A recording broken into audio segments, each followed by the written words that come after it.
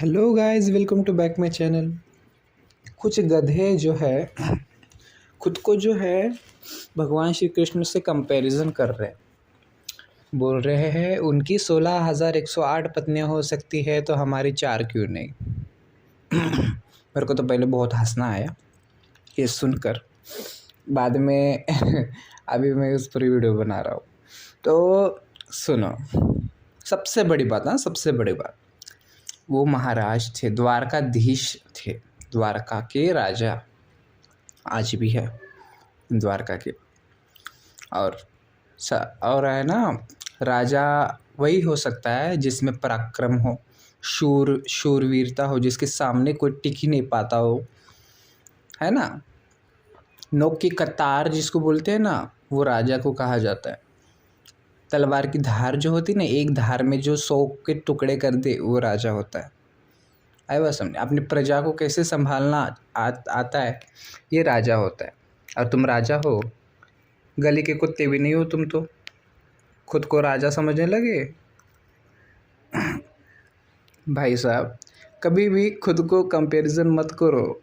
और सबसे बड़ी बात, वो भगवान है, भगवान के अंश है, पूर्ण अवतार है श्री कृष्ण। और उन्होंने क्या ऐसे मजाक के लिए 16,108 पत्नियां नहीं की। उसके पीछे भी एक बहुत बड़ा कारण था। जब नरकासुर नामक एक दैत्य ने पूर्ण जगत की जितनी स्त्रियां थी, सुंदर सुंदर स्त्रियां थी, उन सबको अपने वश में कर लिया ब्रह्मा जी के वरदान के कारण। ब्रह्मा जी ने भूलवश उनको वरदान भी दे दिया और उसने उस वरदान का गलत फ़ायदा उठाना स्टार्ट कर दिया। उसने पूर्ण जितने भी जगत में जितनी भी सुंदरियां है, स्वर्ग में पाताल में जितनी भी अच्छे सुंदरियां है, उस सभी को जो है अपने स्थान नरक में लेकर गया, पाताल में लेकर गया।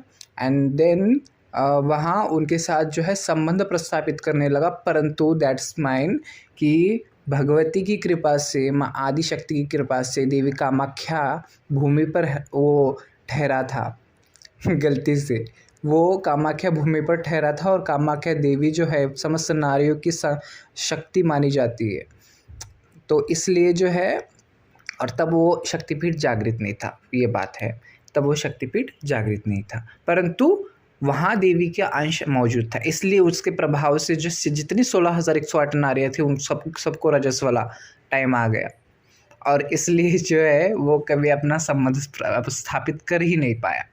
तो दैट्स मैन कि जब भगवती की इच्छा ही नहीं थी, भगवती ने ये होने ही नहीं दिया पहली बात तो। और तब फिर भगवान श्री कृष्ण ने अपनी लीला दिखाई। और उसको वरदान था, नरकासुर को वरदान था कि उसकी मृत्यु जो है एक स्त्री के हाथ से ही होगी। इसलिए उनकी, भगवान श्री कृष्ण की वाइफ, प्रमुख वाइफ सत्यभामा, जो माता रुक्मिणी के बाद आती है, सत्यभामा जो है भगवती महालक्ष्मी का पूर्ण रूप माना जाता है। सत्यभामा जो है, उनके हाथों से नरकासुर का अंत हुआ। जब नरकासुर का अंत हो गया, उन सभी का वशीकरण टूट गया, फिर जो है 16,108 जितनी औरतें थी, उन्होंने श्री कृष्ण से गुहार लगाई कि हम इतने दिनों तक इसके साथ थे, न जाने हमारे साथ क्या क्या हुआ, हम नहीं जानते, क्योंकि हम इसके वशीभूत थे।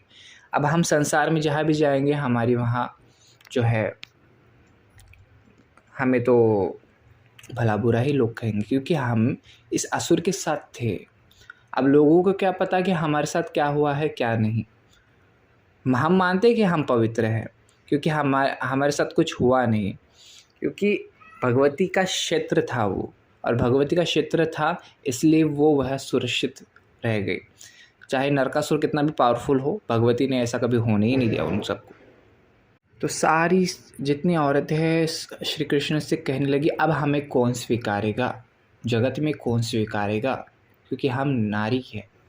और नारियों को अगर एक बार लज्जा चली जाती है किसी की, तो हम क्या कर सकते हैं।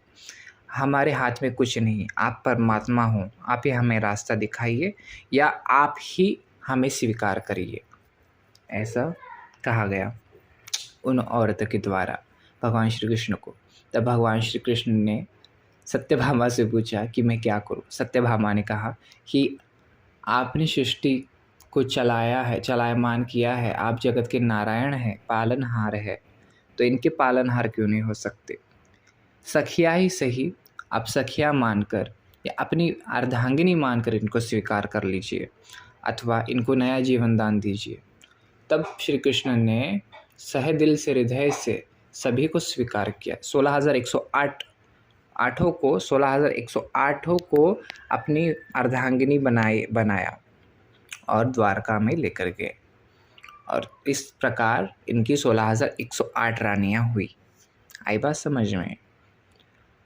परंतु उसमें से प्रमुख रानियाँ थी 8 और जो है जितनी 16,108 रानियाँ थी ना, वो तो श्री कृष्ण की मात्र सखिया है।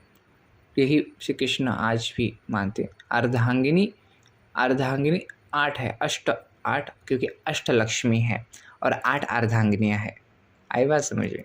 और 8 के 8 एक ही है और 16,108 भी एक ही है। वो कौन है? माता लक्ष्मी। माता लक्ष्मी के भिन्न भिन्न स्वरूप ही 16,108 में विच्छेदित हो गए और भगवान श्री नारायण का पूर्ण अवतार एक ही हुआ जिसका नाम है कृष्ण। आई बात समझ में? तो इसलिए कभी भी है खुद को कंपैरिजन मत करिए भगवान से, तो कभी भी नहीं, खुद को कंपैरिजन बिल्कुल मत करिए, क्योंकि तुम कहा और वो कहा। तो इसलिए जय माता की, हर हर महादेव।